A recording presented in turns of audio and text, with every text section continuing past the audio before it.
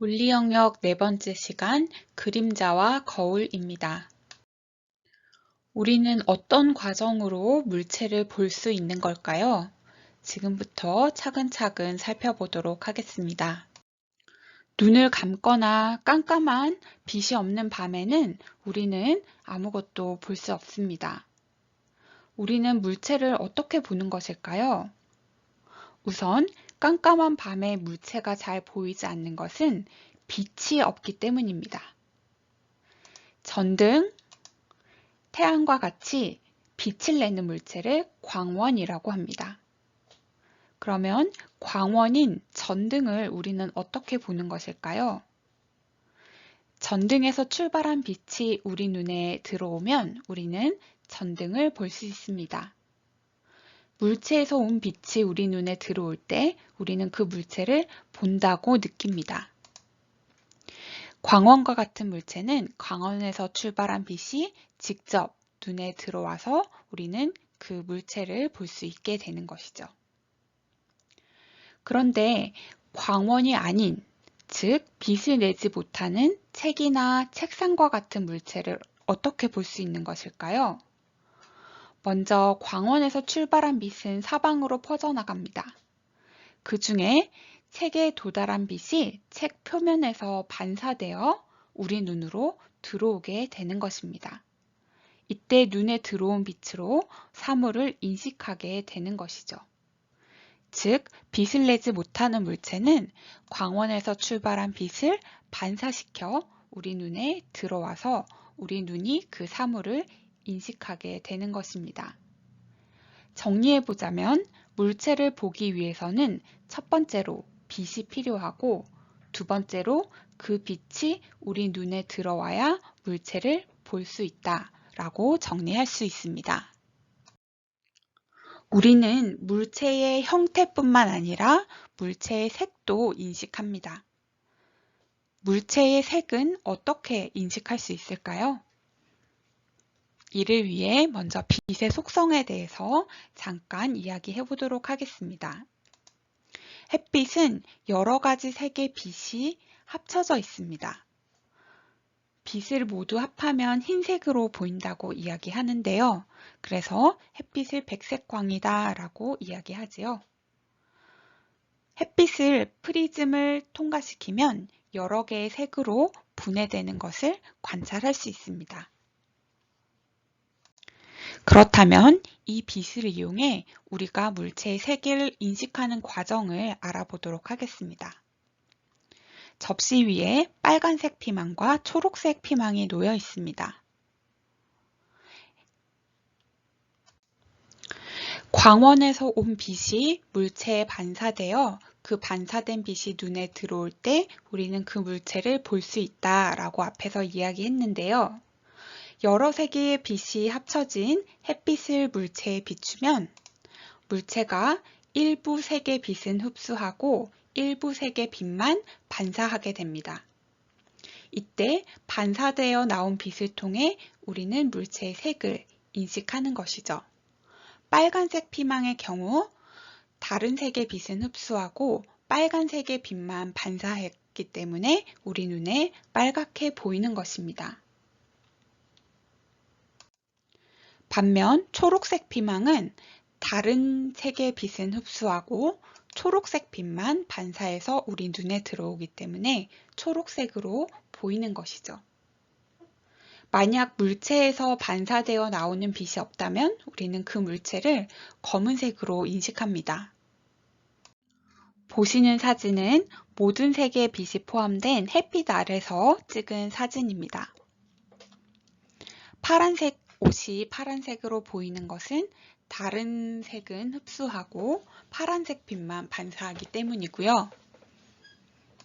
이 식물의 잎이 초록색으로 보이는 것은 초록색 빛을 반사하기 때문입니다. 또 꽃 부분이 하얗게 보이는 것은 대부분의 빛을 반사하기 때문이죠. 그런데 만약 여러 색의 빛이 합쳐진 햇빛이 아니라 빨간색 빛만 비추는 조명을 비춘다면 이 물체의 색은 지금과 똑같이 보일까요? 네, 이것은 빨간색 조명을 비추고 보았을 때의 모습입니다. 파란색 옷은 파란색을 반사해야 되는데 반사할 파란 빛이 없기 때문에 빛을 반사하지 못합니다. 그래서 검게 보이죠. 초록색 잎도 마찬가지입니다. 초록색 빛을 반사해야 하는데 반사할 초록색 빛이 없으니 검게 보이는 것입니다. 대부분의 빛을 반사했던 하얀색 꽃잎은 붉은색 빛을 반사하기 때문에 붉게 보이게 되는 것이죠. 이처럼 물체의 색이라는 것은 조명의 색에 따라 다르게 보일 수가 있는 것입니다. 두 번째 주제로 그림자에 대해서 생각해 보도록 하겠습니다. 운동장에 드리운 그림자를 본 적이 있죠? 나의 모습과 닮았지만 시간에 따라 그림자의 크기가 변하기도 하고 방향이 달라지기도 합니다. 그림자가 생기는 까닭은 무엇일까요? 빛이 있어야 그림자도 있는데요. 빛의 특성 때문에 그림자가 생기는 것입니다. 동굴 틈으로 비친 햇빛이나 레이저쇼 등대의 불빛을 보면 공기 중에서 빛이 곧게 나아가는 것을 관찰할 수가 있습니다. 이렇게 빛이 곧게 나아가는 것을 빛의 직진이다 라고 이야기를 합니다. 빛이 똑바로 나아가다가 물체가 있으면 물체에 막히게 됩니다. 그런데 물체에 따라 빛을 통과시키는 정도가 다릅니다. 나무 상자와 공, 두꺼운 종이와 같이 빛을 전혀 통과시키지 못하는 물체를 우리는 불투명하다라고 이야기를 합니다. 반면 투사지 같은 경우에는 빛을 조금만 통과시킵니다. 이러한 물체를 우리는 반투명하다라고 이야기합니다. 마지막으로 무색 유리나 OHP 필름처럼 빛을 대부분 통과시키는 물체를 우리는 투명한 물체다라고 이야기를 합니다. 우리가 물체를 볼 때 물체에서 반사된 빛이 우리 눈에 들어오게 되는데요.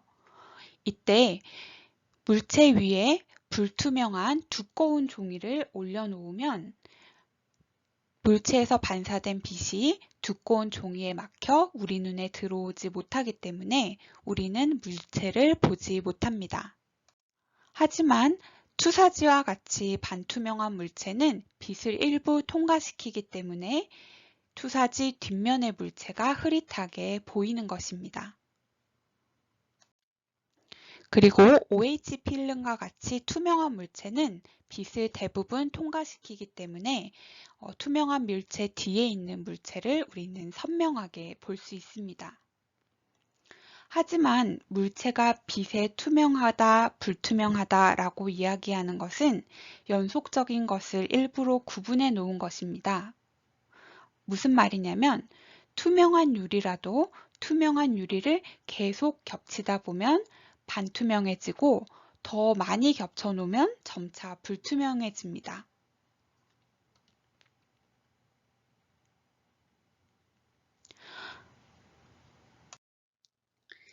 그림자가 생기는 까닭은 빛이 직진하다가 물체를 만나면 물체에 막혀서 빛이 도달하지 못하는 뒷부분에 그림자가 생기는 것입니다.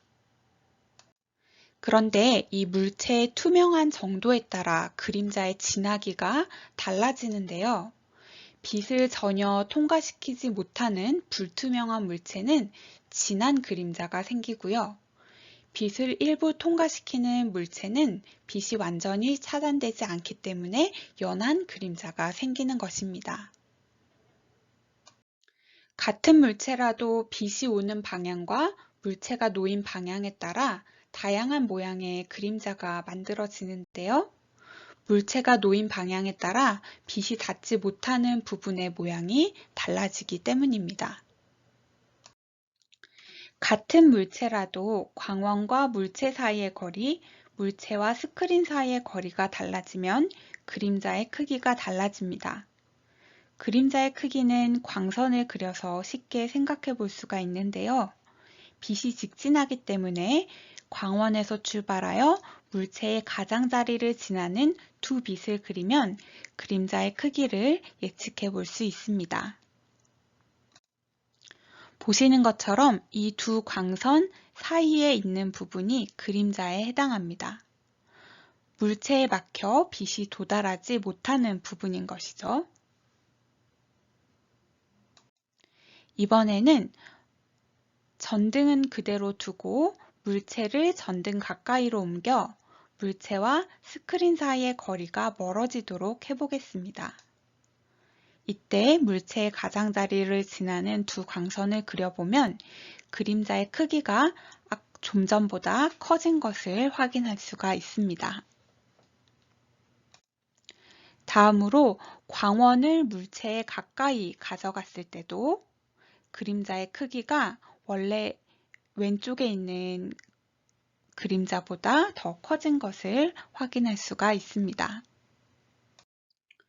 축구 경기를 보다 보면 그림자가 여러 개 생긴 장면을 본 적이 있을 텐데요. 그림자의 개수는 왜 3개나 있는 걸까요? 바로 광원이 3개이기 때문입니다. 그렇다면 광원은 어느 쪽에 있는지 알 수 있을까요? 그림자의 끝과 물체의 끝부분을 잇는 직선을 그리면 그림자 반대편에 광원이 있다는 것을 알 수 있습니다.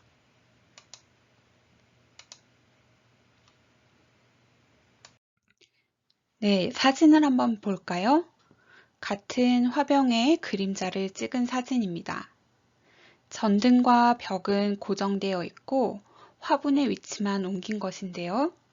화분을 광원에 가까이 둘수록 그림자의 크기는 커지지만 흐릿해지는 것을 관찰할 수 있습니다. 이러한 현상은 왜 일어나는 걸까요? 흐릿한 그림자가 생기는 까닭을 한번 알아보도록 하겠습니다. 광원이 점이 아닌 이상 여러 군데서 빛이 나아가는데요. 그 빛의 갈래 중에서 가장자리인 A에서 출발하는 빛을 먼저 생각해 보도록 하겠습니다. A에서 출발해서 물체의 가장자리를 지나는 빛을 그려보겠습니다. 그러면 요 빨간색으로 칠한 영역이 A에서 출발한 빛의 물체에 가려서 생기는 그림자 부분에 해당합니다. 그리고 B에서 출발하는 광선도 한번 그려보도록 하겠습니다. 그러면 파란색으로 색칠한 부분이 B에서 출발한 빛에 의해 생기는 그림자 영역입니다. 보시면 이 가운데 부분은 A에서 출발한 빛과 B에서 출발한 빛이 모두 가려져서 진한 그림자가 생기는 부분입니다. 이 그림자를 본 그림자라고 합니다.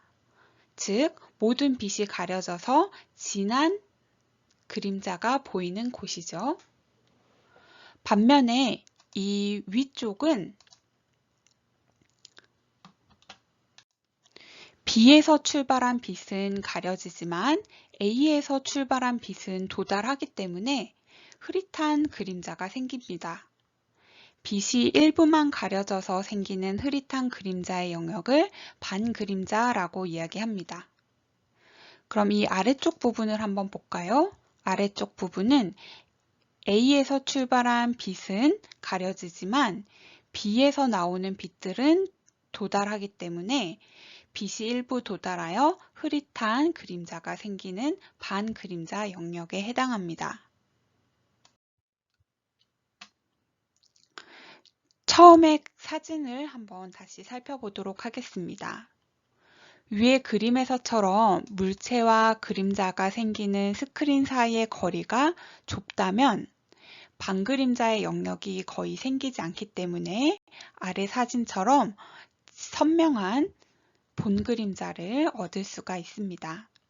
하지만 물체와 스크린 사이의 거리가 벌어진다면 반그림자의 영역이 넓어져서 가장자리가 이렇게 흐릿한 그림자가 생기게 됩니다. 그런데 물체와 스크린 사이의 거리에 관계없이 항상 뚜렷한 그림자를 얻을 수 있는 방법이 있습니다.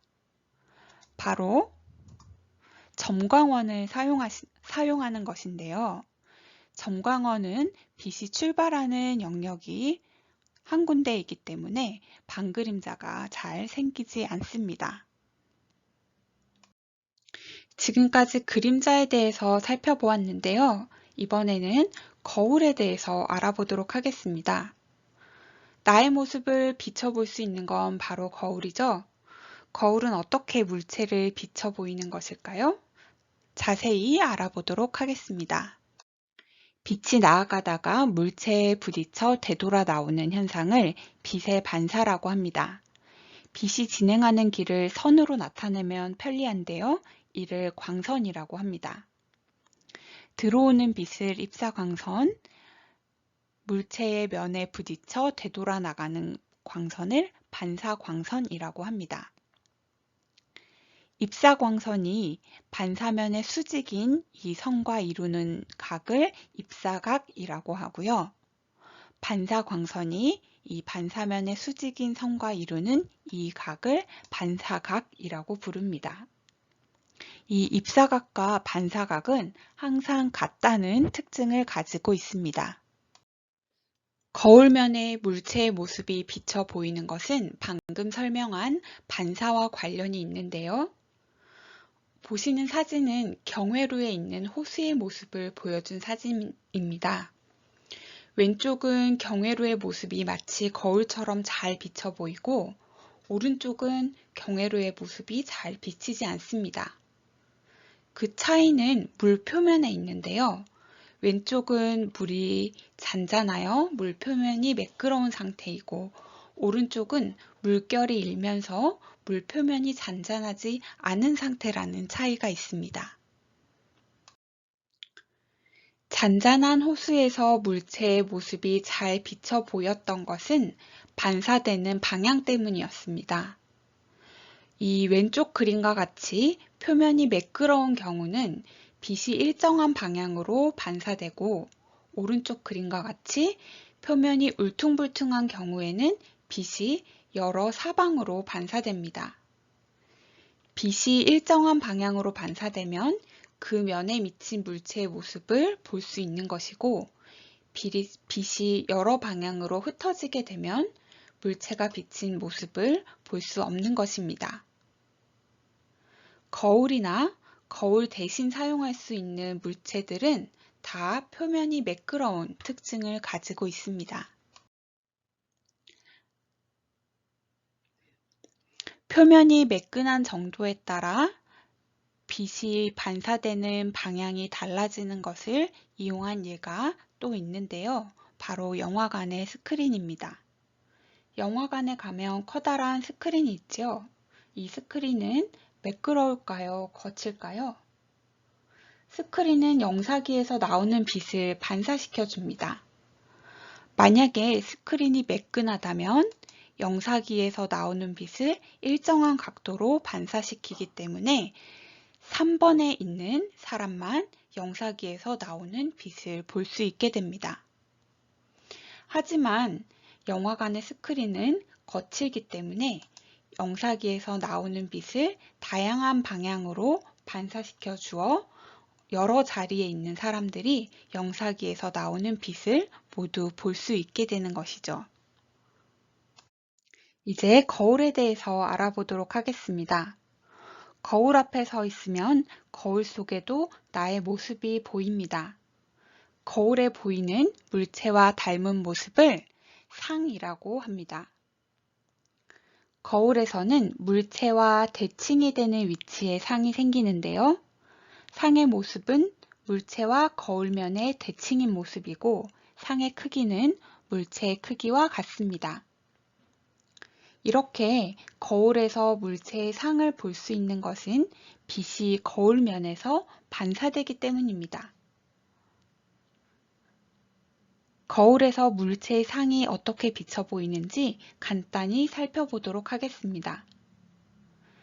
조명에서 출발한 빛이 사방으로 퍼지지만 이해하기 쉽도록 하나의 광선만 생각해 보도록 하겠습니다. 조명에서 나온 빛이 발끝에서 반사돼서 거울면으로 나아갑니다. 거울이 빛에 반사된 후 우리 눈에 들어오는 것인데요. 그런데 우리의 눈은 빛이 이렇게 반사되어 온 것이 아니라 거울 뒤쪽에서부터 직진해 온 것으로 인식합니다. 따라서 상이 거울면의 대칭인 위치에 있는 것처럼 보이게 되는 것이죠. 우리가 외출을 할 때 전신을 거울에 비춰보곤 하는데요. 전신을 한 번에 보려면 거울의 길이는 내 키보다는 커야 할까요? 먼저 발끝에서 나와 눈으로 들어오는 빛과 머리 끝에서 나와 거울에 반사되어 눈으로 들어오는 빛을 생각해 볼 수가 있습니다. 입사각과 반사각이 같기 때문에 거울은 발끝에서 눈까지 길이의 반, 머리끝에서 눈까지 길이의 반, 즉 내 전신의 절반인 크기의 거울만 있으면 내 전신을 비춰볼 수가 있습니다. 단, 거울이 눈과 머리끝 사이의 가운데서부터 시작하도록 걸려 있어야 합니다. 보통 화장실에 걸린 거울은 몸의 절반밖에 볼 수가 없는데요. 전신을 다 보고 싶다면 뒤로 물러나면 될까요? 내 모습을 거울에 비춰볼 때 볼 수 있는 범위는 거울의 크기만 관련이 있고 거울에서 사람까지의 거리와는 무관합니다. 따라서 아무리 뒤로 물러나거나 앞으로 가까이 가도 내 모습이 보이는 범위는 변하지 않는답니다. 지금까지 물체를 보는 과정, 물체의 색깔을 보는 과정을 알아보았습니다. 또 빛이 곱게 나아간다는 것과 물체마다 빛이 통과하는 정도가 다르다. 그래서 투명한 물체, 반투명한 물체, 불투명한 물체가 있다. 라는 것도 살펴보았습니다. 또 빛이 나아가다가 물체에 막히면 빛이 도달하지 못하는 뒷부분에 그림자가 생긴다 라는 사실도 알아보았고요. 그림자의 크기를 변화시키는 방법, 그리고 가장자리가 흐릿한 반그림자가 나타나는 까닭도 알아보았습니다. 또 빛의 반사의 특징, 그 다음에 거울의 상이 생기는 까닭도 함께 정리해 보았습니다. 중요한 개념을 한번 짚고 넘어가기 바랍니다. 감사합니다.